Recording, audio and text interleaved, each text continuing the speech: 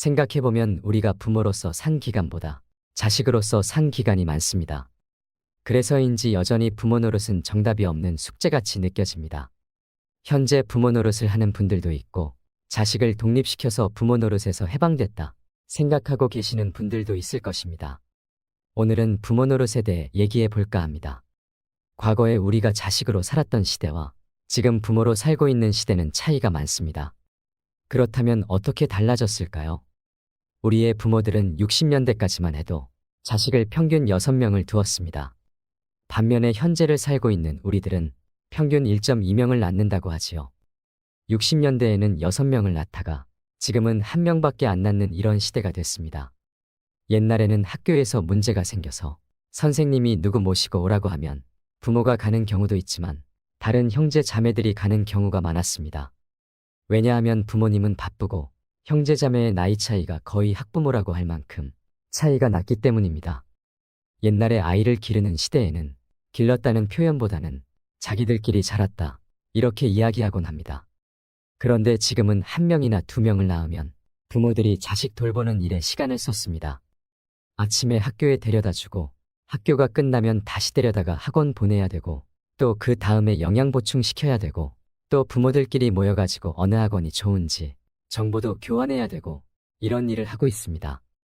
옛날 우리 부모들은 빨래하고 밥하는데 시간이 너무 많이 들었는데 요즘에 빨래하고 밥하는 시간에 들어가는 시간이 상대적으로 옛날에 비해서 줄었습니다. 세탁기 돌리는 이런 시대가 된 것입니다. 그리고 부모들이 교육은 받았겠다. 자식들을 자기가 못한 거 시키려고 자식을 잘 기르려고 하는 경쟁은 심해졌습니다. 그래서 자식에 대한 보호 수위가 엄청나게 높아졌습니다. 그리고 지금은 형제자매가 잘 없습니다. 앞으로 한 20년만 지나도 이모가 뭐지 고모가 뭐지 하는 이야기가 나올지도 모르지요. 지금의 자식들이 성장해서 결혼을 하면 부모와 같이 사는 인생이 아니고 독립해서 나와 배우자 두 사람의 인생이 시작됩니다. 요즘에 많은 엄마들이 마치 그 자식과 평생 같이 살 수 있는 것처럼 착각을 하는 경우가 있습니다. 하지만 그렇지 않습니다. 인생이라는 게 별게 아닙니다. 숫자로 본 우리의 인생은 부모 밑에서 살다가 성인이 돼서 독립을 하고 배우자와 가정을 이룰 때 그리고 자식을 낳아서 기르면 새 식구 그리고 더 세월이 흐르면 두 식구 그리고 다시 한 식구로 줄어들게 되는 게 인생입니다. 남자와 여자가 평균 수명이 7년이 차이가 나는데 남자가 대체로 빨리 죽습니다. 남편이 3살 더 많다고 하면 여자가 혼자 살아야 하는 세월이 10년입니다. 그런데 사람들이 대부분 이런 생각을 안 합니다. 노후 준비하라 그러면 대개 남자가 자기 죽을 때까지만 생각하며 준비를 하지요. 그런데 이런 생각을 해본 적이 있나요? 대개 환갑 정도를 맞으면 자식들이 결혼을 합니다. 그러고 나면 환갑부터 30년이 남습니다. 그 30년은 다시 부부가 사는 거예요. 행복이라고 하는 것은 자기가 바라는 것을 이룰 때 행복이라고 하는데요. 그런데 자식이 독립을 해서 자기도 자식을 낳고 살고 있는데 왜 용돈 안 주냐 이렇게 기대를 하면 행복할까요? 불행할까요? 간단한 겁니다. 그러니까 자기가 자식에게 어떻게 기대하고 사느냐 하는 게 나의 행복을 결정하는 중요한 변수라는 것입니다. 그게 자식뿐만이 아닙니다. 배우자에게 뭘 기대하세요? 자기가 기대하고 있는 게 많으면 많을수록 행복 지수가 떨어집니다. 우리 부모들이 살던 시대에는 1960년에는 평균 수명이 52살까지 사셨고 그 이후로도 70에서 80세에 가셨고 또 자식들이 6명이나 있었기 때문에 자식들이 부모를 부양하는 게 비교적 쉬웠습니다. 근데 우리들이 어른이 돼서 자식들의 도움을 받으려고 할 때는 자식은 한두 명인데 우리는 100살까지 사니까 자식이 부모를 모시기가 쉽지 않습니다. 이렇게 생각하면 자식에게 뭐를 기대한다고 하는 건 불행으로 가는 지름길입니다. 그러면 이제 자식을 어떻게 길러야 될까요? 사실 우리 세대는 부모님의 희생과 헌신적인 사랑으로 자란 사람이 많을 것입니다. 그러면 이 시대를 살고 있는 우리가 부모 노릇을 하면서 우리도 우리 부모가 우리에게 한 것처럼 모든 것을 다 투자해서 올인을 해야 할까요? 내가 이 아이를 위해서 나의 모든 걸 바쳤을 때 어떤 결과를 위해서 나의 노후를 위해서 한다. 이런 건 지양해야 합니다. 단지 내가 정말 자녀를 사랑하기 때문에 그 순수함 자체로 최선을 다하는 것은 괜찮습니다. 옛날에는 내가 아프면 큰아들네 집에 갔다 눈치 보이면 딸네 집에 가고 또 눈치 보이면 다른 아들네 집에 왔다 갔다 하면 됐는데 지금은 자식도 하나 둘밖에 없고 90살까지 살게 되고 그러다 아들네 집에 갔다 눈치 보이면 갈 데가 없습니다. 이제 또 갔더니 친정 부모가 오면 이제는 시부모가 비켜줘야 되는 시대가 온 겁니다. 그래서 이 시대를 사는 부모님들은 자식 사랑이 우리 부모의 자식 사랑과는 달라져야 한다는 것입니다. 만약에 우리 세대가 나의 모든 걸 바쳐서 자식 사랑을 한다면 나의 노후는 자식한테 손을 벌릴 수밖에 없습니다. 그렇기 때문에 이제는 내가 늙어서 자식에게 손 안 벌리는 것이 진정한 자식 사랑이라는 것입니다. 절대로 사랑하는 방식이 나의 모든 걸 바쳐서 자식의 뒷바라지를 하고 늙어서 자식에게 손을 벌리는 부모가 돼서는 안 됩니다. 지금 자식을 사랑하는 것을 반만하고 나머지는 스스로 자기 노후를 대비하는 데 쓰세요. 지금 내 사랑을 다 바치고 늙어서 손 벌리는 부모가 좋겠습니까? 아니면 지금 적당히 하고 늙어서 손 안 벌리는 부모를 원할까요? 그런데 많은 사람들이 생각을 안 하고 그냥 살기 때문에 늙어서 자식한테 손을 벌리는데 자식도 살기 어렵습니다. 내가 너를 어떻게 길렀는데 키워준 부모 봉양할 생각도 안 하고 이런 생각을 하면은 나만 불행해질 뿐이고 자식 간에도 의만 상할 뿐입니다. 요즘에 유행하는 3대 바보 시리즈가 있습니다. 첫 번째 바보가 누구냐면 손자와 손녀를 봐주느라고 계획을 바꾸는 할머니 할아버지예요. 여러분 주위에 있거나 지금 그러고 계신가요? 마냥 모처럼 할머니 할아버지가 놀러 가려고 계획을 세웠는데 딸이 전화가 왔어요. 엄마 김서방이랑 지금 어디 가야 해서 애들 좀 봐줘. 그러면은 부부가 약속한 건 금방 잊어버리고 그냥 손자와 손녀를 봐주는 할머니 할아버지를 첫 번째 바보라고 합니다. 두 번째는 이건 공부를 좀 많이 한 사람이에요. 할머니 할아버지가 상의를 해요. 여보, 우리 이러다 갑자기 죽기라도 하면 애들이 상속세 많이 내야 되지. 그러면 너무 아깝지 하면서 미리 재산 물려주고 용돈 다 쓰겠다고 하는 할머니 할아버지가 두 번째 바보입니다. 세 번째 바보는 혹시 손자와 손녀가 와서 자고 가겠다고 하면 방이 너무 좁을까봐 새삼 그 나이에 집 늘려가는 할머니 할아버지입니다. 지금 제가 말씀드린 세 종류의 바보를 보신 적이 있으신가요? 말로는 그런 사람은 안 된다 하더라도 현실적으로는 그게 잘 안 됩니다. 지금 제가 말씀을 드릴 때는 그래, 그럴 것 같다, 나도 바꿔봐야지 해도 이게 잘 안 됩니다. 그래서 굉장히 어려운 겁니다. 혹시 자식이 서운하다고 뭐라 그러면 내가 노후에 너한테 손 안 벌리려고 그러니까 오해하지 말길 바란다 하시면 됩니다. 우리가 이제 연금도 내고 세금도 꼬박꼬박 내는데 국가 차원에서의 책임을 생각해보면 옛날에는 젊은 사람들이 많아서 노인들을 봉양할 만큼 세금이 돌아갔습니다. 그런데 이제 우리가 노인이 됐을 때는 인구는 줄어드는데 노인의 수는 많아지니까 젊은 사람이 부족해서 세금으로 감당이 안 되는 겁니다. 이것이 현실입니다. 그러니 나이 들어서 어떡하지 고민만 하고 있지 말고 지금부터라도 내가 1차적으로 대비를 해야 합니다. 노후에 어떻게 살지를 국가와 자식만 믿고 있으면 안 됩니다. 반드시 깨달으시기 바랍니다. 지금 제가 이야기하는 걸 들으면 자식들한테 다 주지 말고 반만 뒷바라지하고 반은 남기라고 그랬는데 난 이미 해버렸는데 어떡하냐 하는 사람도 있습니다. 늦었다고 생각되어도 지금부터라도 그렇게 실천하면 됩니다. 그러니까 오늘부터라도 무리하지 마세요. 손녀 손자 봐주다가 건강 잃는 것도 내 남은 인생을 망치는 길입니다. 내 몸도 적당히 쓰고 아껴야 자식에게 나중에 짐이 되지 않습니다. 지금 당장 눈에 보이는 가까운 것만 보지 말고 멀리 내다보세요.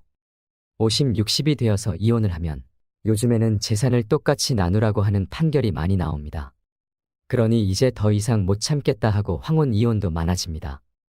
특히나 가부장적인 구조에서 자라고 살았던 사람들은 남성이 나이가 들어서 퇴직을 하고 집에 들어앉으면 이제까지 내 중심으로 했던 것들이 흔들리기 시작합니다. 만날 사람은 줄어들고 와이프는 밥 차려줄 때마다 눈치 주고 자식들은 아버지와 안 친하니 말도 안 하고 젖은 낙엽처럼 되어버리는 겁니다. 그러니까 지금부터라도 남은 인생을 함께 보낼 부부가 서로에게 잘하고 존중해주고 대화도 많이 나눠보고 친구들이나 자식과의 관계도 좀 신경을 쓰고 배우자가 말하면 고개를 끄덕여주고 이렇게 사는 연습을 해야 됩니다. 무엇이든 어려움을 해결하는 길은 사실은 간단한 게 아니라 뼈를 깎는 아픔이 있어야 합니다.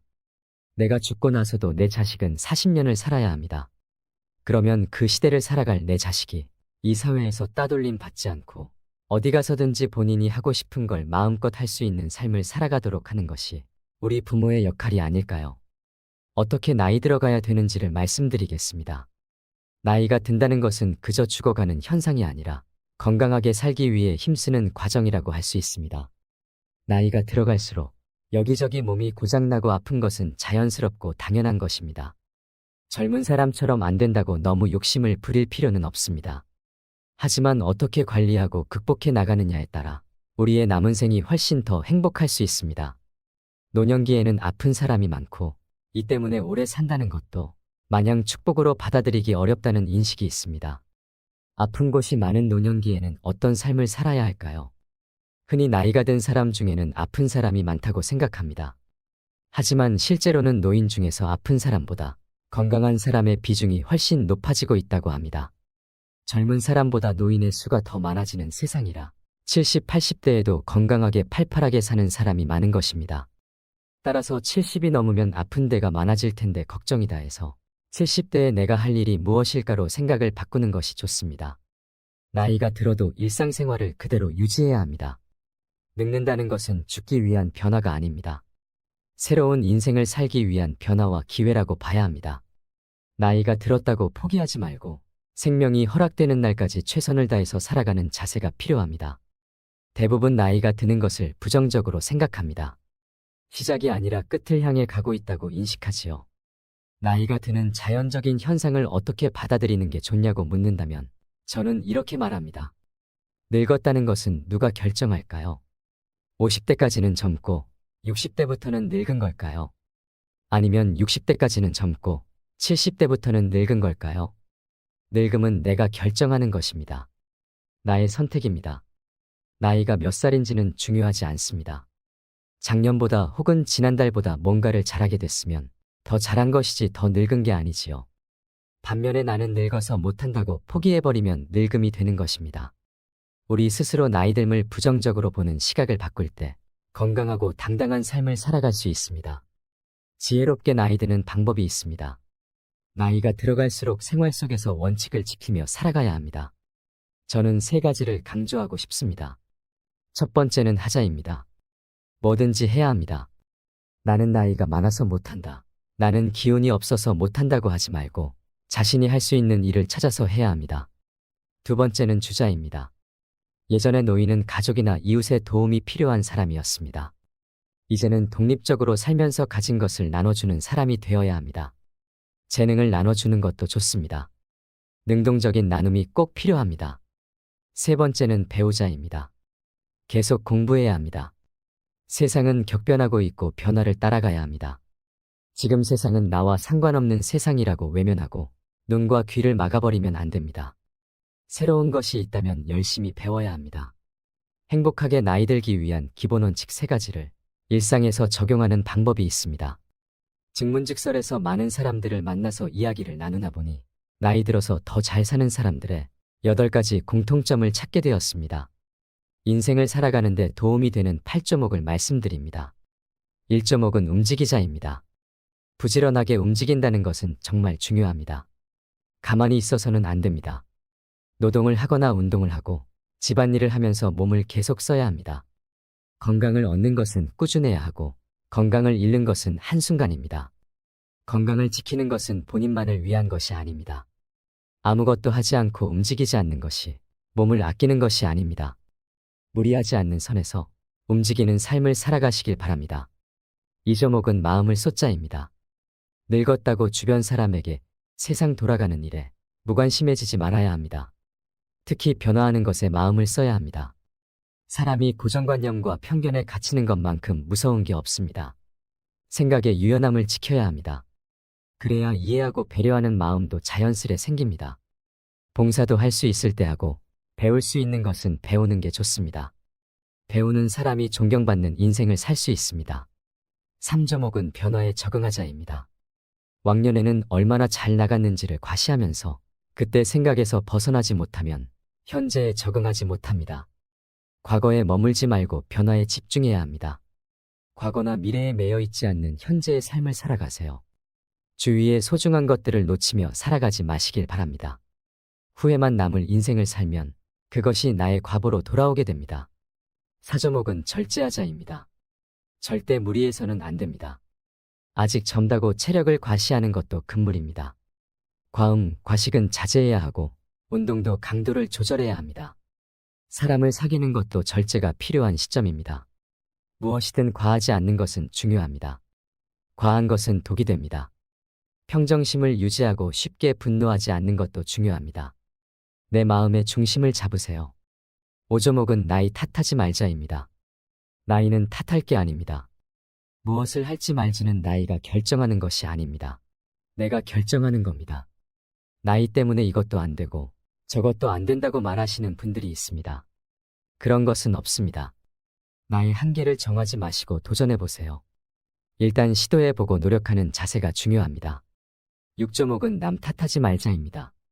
남에게 도움을 요청하기보다는 내가 해야 합니다. 또 이런저런 눈치를 볼 필요가 없습니다. 그동안 하고 싶었던 일을 실컷 해도 됩니다. 이루지 못한 꿈이 있다면 이뤄보세요. 남이 대신해 줄 수 있는 것은 없습니다. 내 삶의 주체는 바로 나 자신입니다. 7.5은 어울리자입니다. 인생은 혼자 와서 혼자 가는 것이지만 나이가 들면 혼자 있지 말고 어울려야 합니다. 다가오기를 기다리지 말고 먼저 마음을 열고 다가가는 용기도 필요합니다. 외로움은 마음의 병을 부르게 됩니다. 하지만 친구가 없어도 슬퍼하지 마세요. 외로움을 사람이 아니라 다른 것으로 채울 수 있다면 그것도 좋습니다. 길가의 꽃도 친구가 될 수 있고 내 옆에 책도 친구가 될 수 있습니다. 8.5은 규칙적으로 살자입니다. 건강하게 사는 어르신을 보면 대부분 규칙적으로 사는 것을 확인할 수 있습니다. 특히 식사 시간은 꼭 지킵니다. 나이가 들수록 생체 리듬이 깨지지 않도록 노력해야 합니다. 상대적으로 시간적인 여유가 생기는 노년에는 운동을 하며 시간을 보내는 경우가 많습니다. 운동은 며칠만 해서는 효과를 보지 못합니다. 인내심을 가지고 꾸준히 규칙적으로 해야 효과를 볼 수 있습니다. 운동은 3주는 해야 내 것이 되고 3달을 하면 효과가 나오고 3년을 하면 비로소 문화가 된다는 것을 명심해야 합니다. 나이 드는 것은 두려워할 일이 아닙니다. 70살인데 주변의 도움을 받으며 수동적인 하루를 사는 사람이 있고 100세에도 활동적으로 살면서 스스로 선택하고 책임지는 하루를 사는 사람이 있습니다. 기회와 선택은 나이와 상관없이 주어집니다. 인생을 너무 잘 살아야겠다고 생각하면 지금의 인생이 초라해집니다. 인생은 그냥 길가에 풀 한 포기가 나서 사는 것과 같습니다. 아침에 눈을 뜨면 오늘도 살았네. 한 번씩만 외쳐보세요. 살았다는 느낌보다 인간에게 더 좋은 에너지를 주는 것은 없습니다. 인생에 너무 많은 의미를 두지 마세요. 항상 현재에 살아야 합니다. 지금 살아있다는 것입니다. 불행한 이유들을 만들어서 움켜쥐고 있지 마시고 놓아버리세요. 살아있는 행복을 지금 누리시면 됩니다. 이상으로 인생 철학이었습니다. 철학이 있는 당신의 삶을 응원합니다.